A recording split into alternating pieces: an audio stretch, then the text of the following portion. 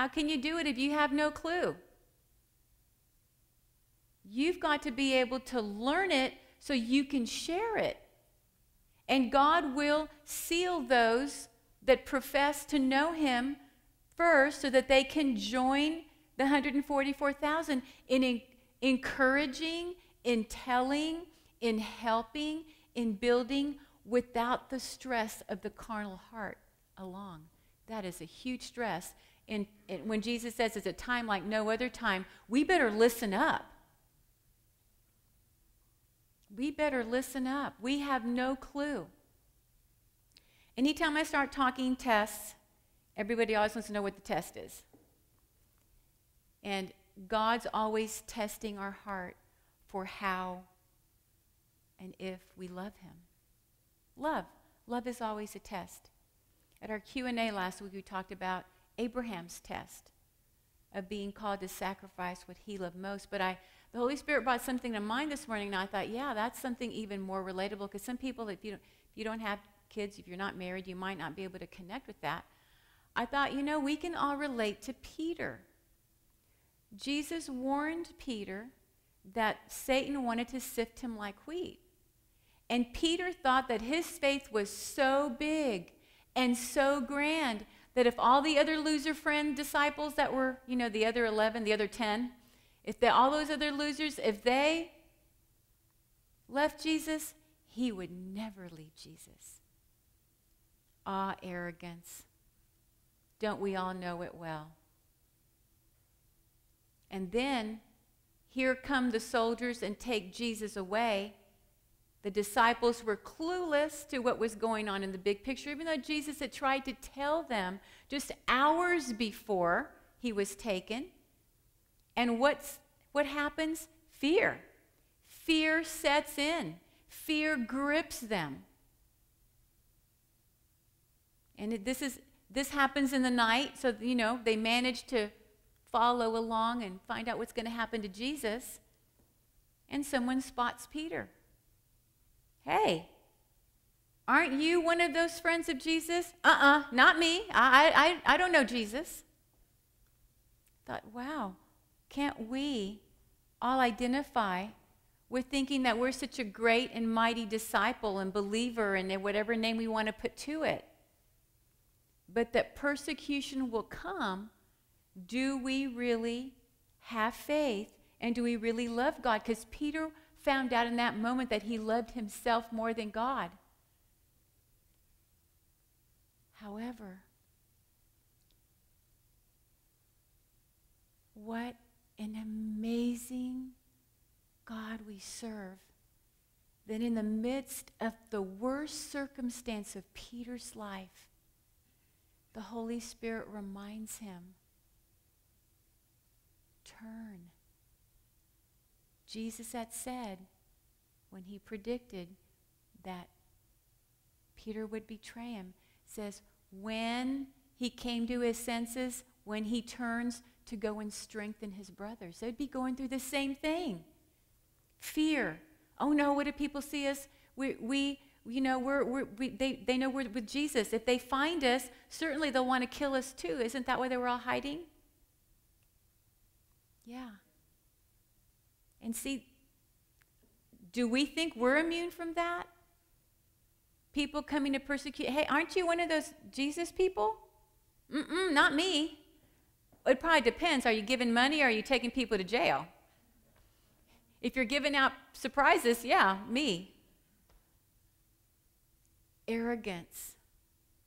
Arrogance will lead us all to believe that our faith is this big when it's just this big. In the moment that we need, God gives us a faith that's this big. We don't manufacture it. We can't manufacture anything. If we choose to stay connected to Christ, even by holding on, just like Jacob did, holding on for dear life, I will not let go, Lord. I am not letting go. I will not let go. That is where you and I need to be. No matter what, I am not letting go. I am not letting go until you bless me, Lord. Here's the faith that you need. Here's the hope that you need. Here's the peace that you need. Here's the joy that you need. When we want it and need it the most, God gives it. It will be a time like no other in seeing God's mighty hand over every one of our lives. And it will be a time of fear, because who has seen God's mighty hand of wrath before? None of us. So, dear ones, we have to understand all of the layers of all of the things that's going on from day 1 forward to day 1335. Only 1,260 days. Have mercy. The other days, no mercy.